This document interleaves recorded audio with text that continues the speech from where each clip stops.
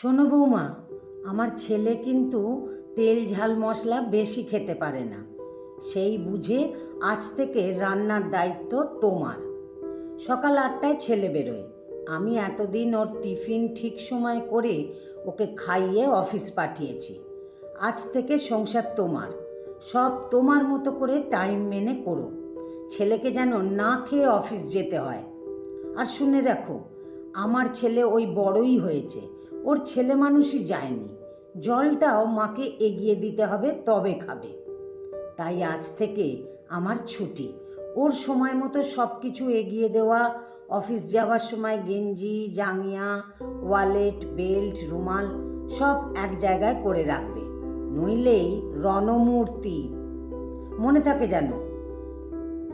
বিয়ের 8 দিনের মাথায় অলিভিয়াকে টানা কথাগুলো বলে হা হা করে হাসতে হাসতে ঘর থেকে বেরিয়ে গেলেন নতুন শাশুড়ি মা, যিনি অলিভিয়াকে দেখতে গিয়ে বলেছিলেন ওনার মেয়ে নেই, তাই উনি খুব খুশি। আজ থেকে ছেলের পাশাপাশি উনি এক মেয়েরও জননী। আজ থেকে উনি অলিভিয়ার দ্বিতীয় মা।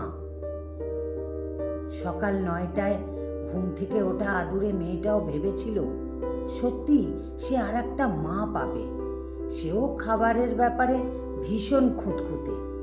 মা ফোড়ন ছাড়া রান্না করতো ওর জন্য।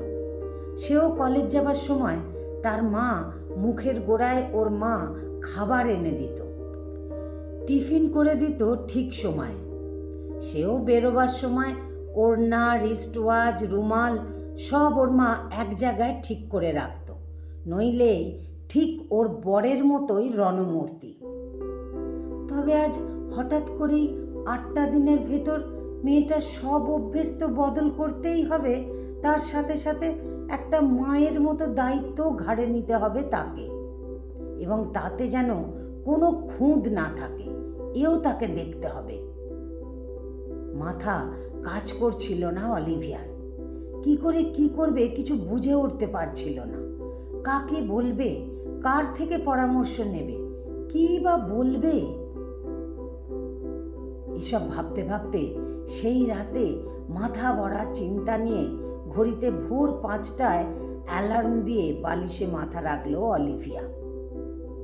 পরদিন চোখ খোলা মাত্রই ধরপড়িয়ে মোবাইলে চোখ রাখতেই চক্ষু চড়ক গাছ। সকাল 9টা। বিছানা থেকে এক লাফে নামতেই সামনে দাঁড়িয়ে তার স্বামী অনিরুদ্ধ। তুমি অফিস যাওনি? নিশ্চয়ই বেরোতে পারোনি আমার জন্য। বিশ্বাস করো, আমি অ্যালার্ম দিয়েছিলাম, কিন্তু কি হলো আমি শুনতেই পাইনি।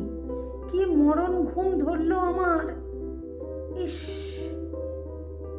থাক, মায়ের ঘরে চলো, একবার কথা আছে। অলিভিয়ার সারা শরীর ঠান্ডা হয়ে এলো। নতুন এক পরিবেশে পাশে যেন কেউ নেই। খুব ইচ্ছে করছিল তার মায়ের আঁচলটা শক্ত করে ধরতে, তাতে যেন একটু জোর পেত সে। কিন্তু মা তো তার অনেক দূরে। কিছু ভাবার আগেই, কি হলো, চলো। শাশুড়ি মা মুখ চুন করে বসে আছেন।